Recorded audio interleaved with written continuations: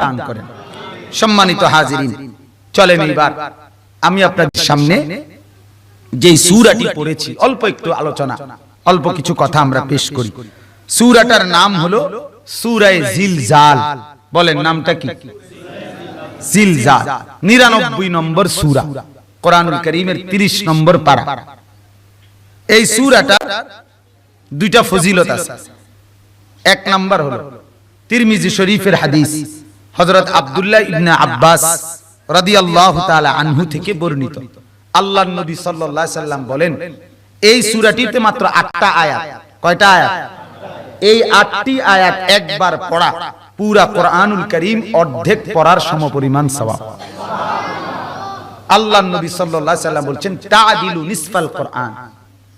সূরা জিলজাল কোরআনুল কারীমের অর্ধেকের সমপরিমাণ নেকি। তাহলে এটা একটা কি ফজিলত। 2 নম্বর ফজিলত হলো, মজার একটা জিনিস আছে এখানে হাদিসে, সুবহানাল্লাহ। হযরত আনাস ইবনে মালিক রাদিয়াল্লাহু তাআলা আনহু থেকে বর্ণিত, খুব বুঝেন কথাটা। আনাস ইবনে মালিক থেকে বর্ণিত হাদিস, নবীজির সাহাবী। উনি বলতেছেন, একদিন আল্লাহর নবী সাল্লাল্লাহু আলাইহি সাল্লাম ওনার একজন সাহাবীকে বললেন, তাজাওয়াজতা, তুমি বিবাহ করছো? ওই সাহাবীকে জিজ্ঞেস করলেন। ওই সাহাবী বললেন যে লা ইয়া রাসূলুল্লাহ, ওয়া মা ইনদি মা আতাজাওয়াজ, আমার কাছে এমন, আমি বিয়ে করিও নাই, এমন কিছু নাইও পুঁজি যার দ্বারা আমি বিয়ে করব। আমার কোনো ঘর বাড়ি টাকা পয়সা কিচ্ছু নাই, আমি কি দিয়া বিয়ে করব? ওয়ালা ইনদি মা আতাজাওয়াজ, এমন কিছু নাই যার দ্বারা আমি কি করব? বিয়ে করব। আল্লাহ রাসূল সাল্লাল্লাহু আলাইহি সাল্লাম, এই শুনেন, আল্লাহর নবী সাল্লাল্লাহু আলাইহি সাল্লাম উনাকে বললেন, ওই সাহাবীকে বলতেছেন, এ রে, তুমি কি কুল হুয়াল্লাহু আহাদ এই সূরাটি পারো? ওই সাহাবী বলেন, পারি। বলা ইয়া রাসূলুল্লাহ, হ্যাঁ আল্লাহর রাসূল, এই সূরাটি আমি পারি। আল্লাহর নবী সাল্লাল্লাহু আলাইহি সাল্লাম বলেন, সুলুসুল কোরআন, তুমি তো কোরআনুল কারীমের 3 ভাগের 1 ভাগ হাসিল করলা। এবার আল্লাহর নবী সাল্লাল্লাহু আলাইহি সাল্লাম বললেন, তুমি কি ইদা জাআ নাসরুল্লাহ ওয়াল ফাত এই সূরাটা পারো? ওই সাহাবী বললেন, হ্যাঁ আল্লাহর রাসূল, এই সূরাটাও আমি পারি। আল্লাহর নবী বলেন, রুবুল কোরআন, তাহলে তো তুমি কোরআনুল কারীমের 4 ভাগের 1 ভাগ অর্জন করলা।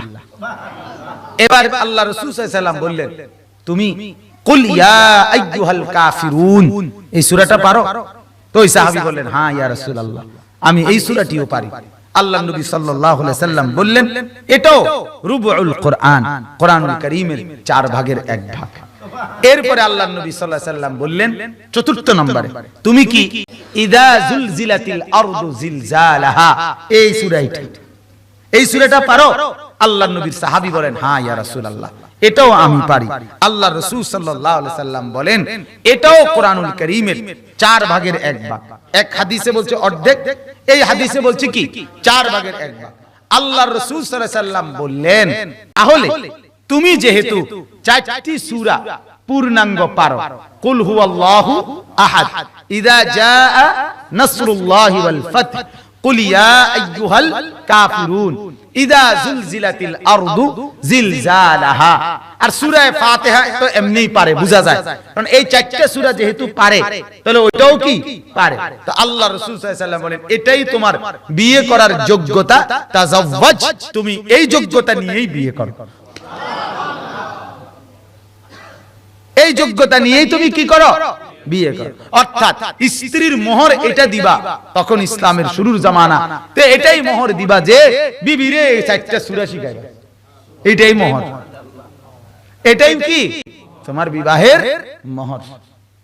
এখন আপনি চিন্তা করেন, আল্লাহর রাসূল সাল্লাল্লাহু আলাইহি সাল্লাম আপনার কাছে এবার আমার এইটার থেকে 2টা কথা বলা। 1 নাম্বার কথা হলো, কোরআনুল কারীমের 4টি সূরা কেউ যদি পারে, তার সবচেয়ে বড় লাভ কি? সবচেয়ে বড় লাভ হলো সূরা ফাতিহা একটা সূরা, আর অতিরিক্ত যদি আরো 4টা সূরা কেউ পারে, তাইলে মৃত্যু পর্যন্ত তার আর নামাজ পড়তে কোনো অসুবিধা নেই। ঠিক কি না বলে? কারণ 4 রাকাতের বেশি কি নাই, নামাজ নাই। 1 লগে 6 রাকাত আসেনি, 1 লগে 8 রাকাত আসেনি, সর্বোচ্চ একসাথে কয় রাকাত? তাহলে 4 রাকাত সুন্নতের মধ্যে মনে করেন আলহামদুলিল্লাহ সূরার লগে আরো কি পড়তে হয়? 4 রাকাতে সর্ব 4টা সূরা পড়তে হবে।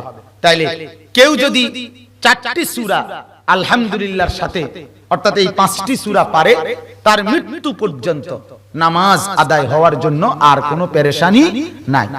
কত বড় বদনসিব ওই ব্যক্তি যে কোরআনুল কারীমের এই 4টা সূরা এবং সূরা ফাতিহা এতটুকুও শুদ্ধ পড়তে পারে না। তার মতো বদনসিব মুসলমান আর কে হইতে পারে? আপনি বলেন। এখন আপনার ছেলে, আপনার মেয়ে, আপনি নিজে, এরকম অগণিত মানুষ আছে যাদের এই 5টা সূরাও শুদ্ধ নাই। আছে কিনা বলেন? ডাক্তার, ইঞ্জিনিয়ার, শিক্ষিত, রাজনৈতিক নেতা, মেম্বার, চেয়ারম্যান, বড় পয়সাওয়ালা, ধনবান, বুদ্ধিজীবী, পণ্ডিত, কথাবার্তা শুনলে মনে হয় যেন বহুত কিছু উল্টাই লাইছে, কিন্তু জানাজা আমি এটা বুঝি কেমনে পারে না, যেটা প্রমাণ কি জানেন? মানে হে যে সূরাটা শুদ্ধ পারে না, এটার প্রমাণ কি জানেন? প্রমাণ হইল জানাজার নামাজ। বলে মানে দেখবেন জানাজার নামাজে লাশের সামনে নেতা ফেতারা আরো এরকম বহুত ভদ্রলোকরা কদ্দুর কথা কয়, 1 লাইন 2 লাইন কথা কয় কিনা, এ কইবার সময় কুল্লু নাফসিন যায়িকাতুল মাউত এই আয়াতটা কয়, এই কথাটা কয়। আর এটা এমন অশুদ্ধ কয়, এটা অশুদ্ধ শুনলেই বোঝা যায় তাইনের তাব্বাতিয়া দাও এই দশায়, তাইনের কুলহু আল্লাহ যে এই দশা, এটা দেখে বোঝা যায়। এইটা শুনলেই বোঝা যায় যে যেই বেটা কুল্লু নাফসিনটাই ঠিক করে কইতে পারে না, এই যে সূরা কেরাত অশুদ্ধ, এটা বোঝা যায় কিনা?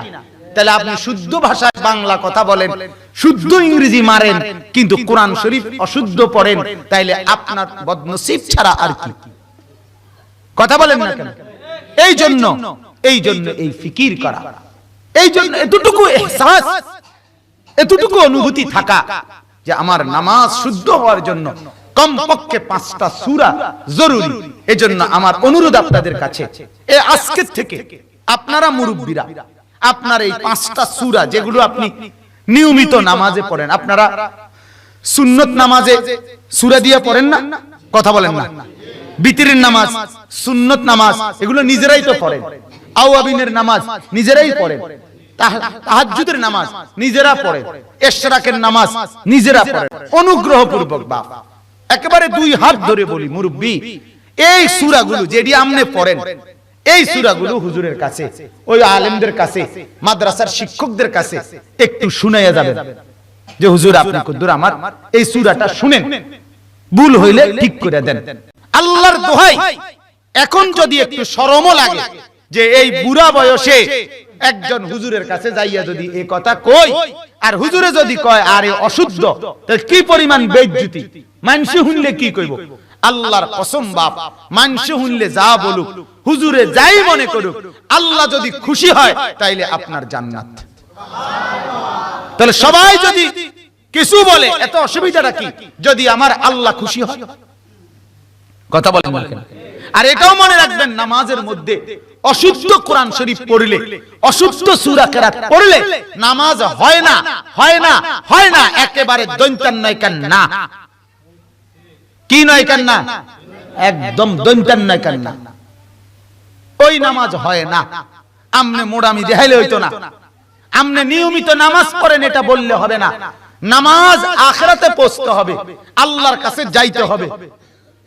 কয় আমরা মুরব্বী মানুষ, অশিক্ষিত মানুষ, গ্রামের মানুষ, বুঝি কম, কোন রকম বাবুরে আল্লাহ মাফ করে দিব আমরা কোন রকম পড়িলে। আমনের যত মূর্খ হোক, মোবাইলে জেন দিয়ে কল দিতে হয়, এন দিয়ে দন লাগে। কথা কয় না কেন? বলেন না কেন মিয়া? যেখান দিয়ে বন্ধ করন লাগে এন দিয়ে বন্ধ করন লাগে। আমনের মূর্খের বাপন, আমনে মুরুক্কের উর্ফি দিয়ে যদি 3 ডবল মুরুক্ক হন, তারপরও আমনেরে ওইখান দিয়ে বন্ধ করতে হবে, কোম্পানি জেন দিয়ে বন্ধ করতে কইছে। কথা বলেন না কেন? আমনে যদি কোন আও আমি গ্রামের মানুষ, দিন আইনা দিন খাই, একখান দিয়ে বন্ধ করলে হইছে। কথা বলেন না কেন? কোন রকম কথা না কদ্দুর কওন বলেন, এই কথা বললে সুযোগ আছে কি?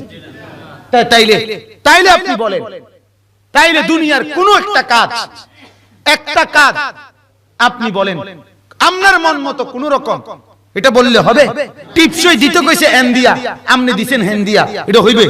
টিপসই দিতে কইছে বুড়া আঙ্গুল দিয়া, আপনি দিয়া লাইছেন এই আঙ্গুল দিয়া। আও মাইতো না আঙ্গুলে তো, হ্যাঁ টিভি না কদ্দুর দাও না, টিভি কদ্দুর দাও না, এটা শুদ্ধ হইতে হইব। এটা কি হইতে হইব? ঠিক মতো হইতে হবে। তাইলে আমার বাপ মেহেরবানি করে এই অনুরোধ করলাম, আপনারা শরমায়েন না। অনেকের একটা সমস্যা, শুধু একটু লজ্জা বোধ করবে যে হুজুরের কাছে নতুন করে আবার গেলে কি মনে করে, না কিচ্ছু মনে করবে না। যদি সত্যিকার আলেম হয় সে কিছু মনে করবে না, কারণ আলেম উম্মতের প্রতি দরদি হয়। আন-নাবিয়্যু আওলা বিল মুমিনিনা মিন আনফুসিহিম। আল্লাহ কোরআনে বলছে আমার নবী তোমাদের জানের চাইতে, তোমাদের জান, তোমাদের জীবন তোমাদের কাছে যদ্দূর প্রিয়, আল্লাহর নবীর কাছে তোমাদের জীবন তোমাদের চাইতে বেশি প্রিয়। তোমাদের জন্য তোমার চাইতে পেরেশান। তুমি নিজেকে নিয়ে যদ্দূর টেনশনে আছো, নবী তোমাকে নিয়ে তার চাইতে বেশি টেনশনে। হ্যাঁ মিয়া, আমি আমাকে জাহান্নামের দিকে ফেলে দিচ্ছি, আল্লাহর নবী আমাকে জাহান্নাম থেকে উদ্ধার করতে চাচ্ছেন। হাদিসের মধ্যে আছে না হাদিস